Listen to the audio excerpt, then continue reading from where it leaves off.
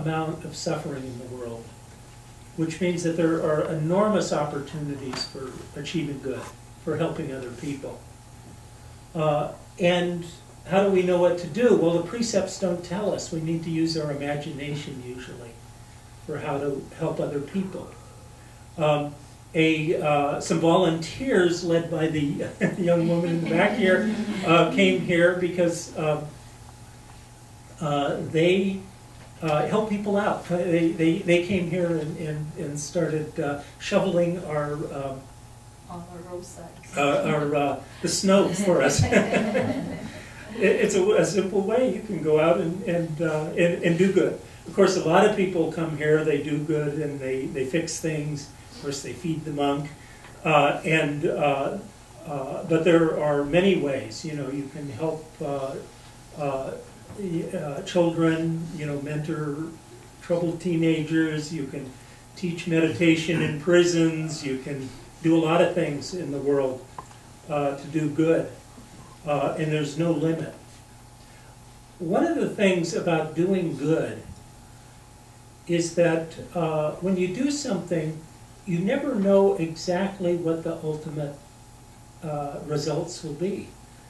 You do something for somebody, and you actually are setting something in motion. That person might not even know you've done anything for them. You do something that seems helpful, and you might not know if it was helpful or not for somebody, but you've set something in motion, and you don't know what you've set in motion. But usually if your intentions are very good, you've set something in motion that will go on forever. This is the thing, we can only see the results of our actions only so far. Scientists and mathematicians talk about the butterfly effect.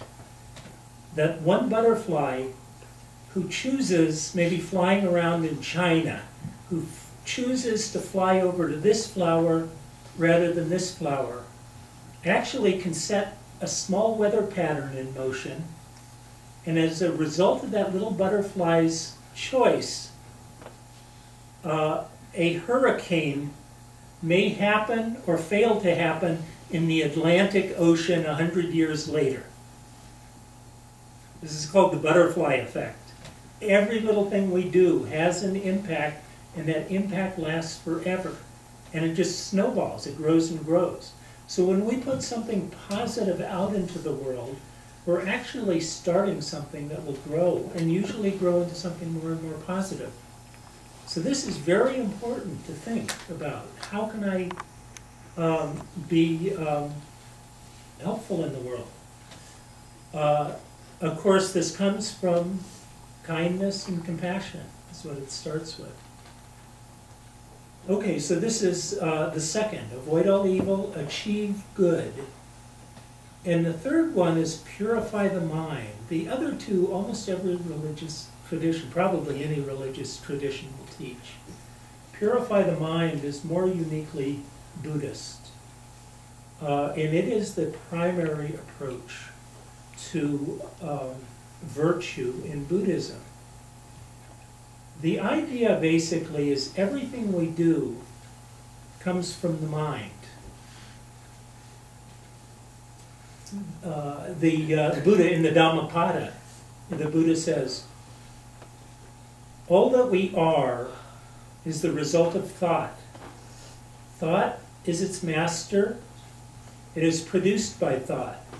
If one speaks or acts with corrupted thought, then pain follows as the wheel follows the foot of the ox. All that we are is the result of thought. Thought is its master. It is produced by thought. If one speaks or acts with pure thought, then happiness follows, like a shadow that never leaves. So all of our actions are actually thought. And so the Buddha says that what we need to do in order to be good is purify our thoughts. What he said is what counts is in particular chaitana, which is intentional thought. your intentions, your reasons for doing things. That's what you have to look at. Okay, there's another word for chaitana or intentional thought, and that is kamma or karma. That is, kamma is we commit kamma, we're creating new kamma every time we intend to do something. We decide to do something and we do it, that's kamma or karma. And so that's what we look at, and that is very, very important in Buddhism, to purify our thoughts. So the Buddha talks about corrupted thought, you can think of it as bad kamma, and pure thought, which is good kamma.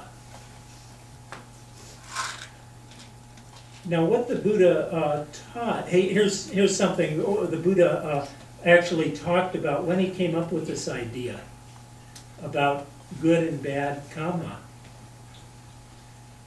Here's what he said: Bhikkhus, before my enlightenment, while I was still an unenlightened bodhisattva, it occurred to me, suppose that I divide my thoughts into two classes. Then I set on one side thoughts of sensual desire, thoughts of ill will, and thoughts of cruelty. And I set on the other side thoughts of renunciation, thoughts of kindness, and thoughts of non-harming. So he basically divided his thoughts into two groups. One he called kusala, good thoughts, or skillful thoughts. In the other one, he called akusala, unskillful thoughts, unwholesome thoughts, bad thoughts. And basically, he said that depending on your kamma, a number of things happen. Okay, if it's unwholesome kamma, usually any action that will arise from that will be harmful. So if I have an angry thought, this will be an unwholesome intention. And if I act on that angry thought, I will do some kind of harm in the world. Okay? We don't always look at it that way, but this is what the Buddha advises us, and he invites us to look at this very carefully. You'll find it's true. When we act out of anger, we regret what we've done later, almost always. And if we don't, it's because we're not looking at actually what the effects were of that. So this is akusala. So you have good thoughts, good things result from it. The next thing is that if you have a bad kamma, bad intention, you can actually feel it. You'll feel it has a little edge, it's a little bit uncomfortable.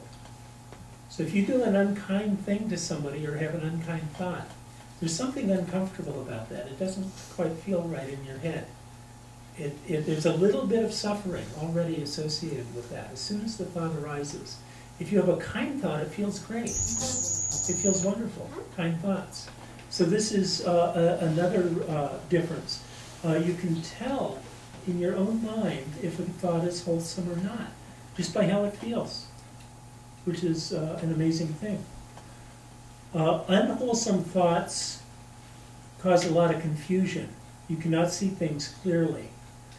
So people, when they're caught up in passion and lust, they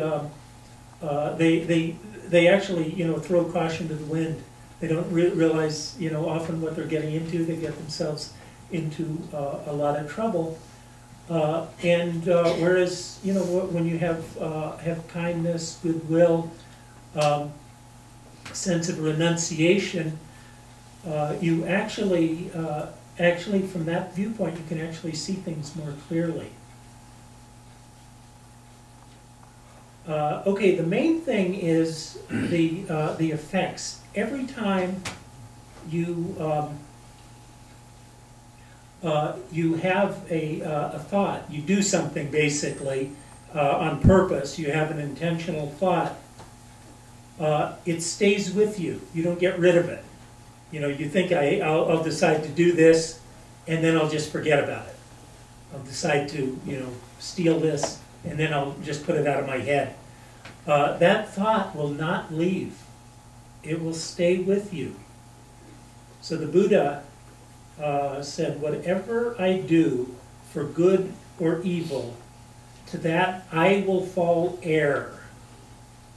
It's because those things actually stay with you that there is no difference between virtue and personal happiness. This is what the Buddha pointed out. That if you spend your time taking care of others, you will be taking care of yourself. If you spend your time taking care of yourself and do it properly, you will be helping others. There's no difference between the two. So this is often called the law of karma. That you know, what you do comes back to you in your own experience. The law of karma, or the law of karma, actually confuses a lot of people. When you do an action, it's new karma, but something stays with you. It kind of sticks to you, and that is old karma, and it will make a big difference. There's a little poem or a little verse that I ran across. It's actually been quoted over and over again, and apparently it's about 200 years old. It was circulated in Europe for a long time, but somebody suggested it actually has Chinese origin, which means it may be Buddhist origin. But actually it expresses this idea of your thoughts staying with you very well. Okay, this is actually farmer's language. It says, sow a thought. This is not S-E-W. It's not this kind of sow, but farmers sprinkling seeds. Sow a thought, and you reap an act.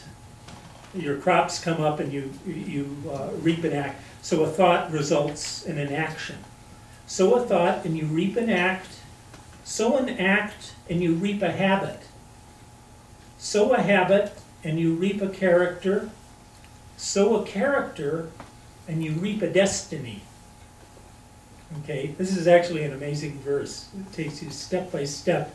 In a way, I don't know anything that summarizes it this well, actually, in the Pali scriptures that takes you step by step like this.